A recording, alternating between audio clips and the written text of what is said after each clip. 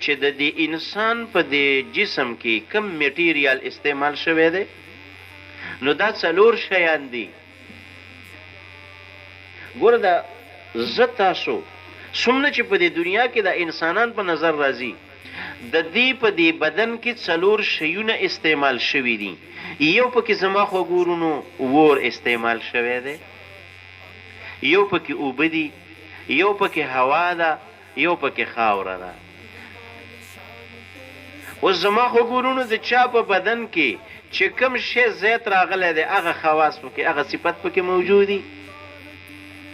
لکه د چا په بدن کې چې کله د ور ماده لږ زیاته شوي دې سړي کې غوسه ډېره پرته وي، دا په معمولي خبره باندې هم شاټ کېږي، دکې نو د ور صفت اوس زیات پروت دی.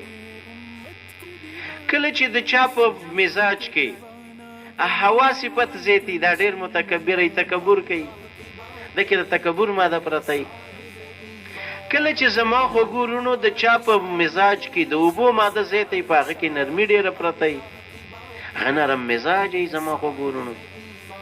کله چې د چا په بدن کې د خاورې ماده زیاته په هغه کې عاجزي، ملنګ سړی عاجز ای.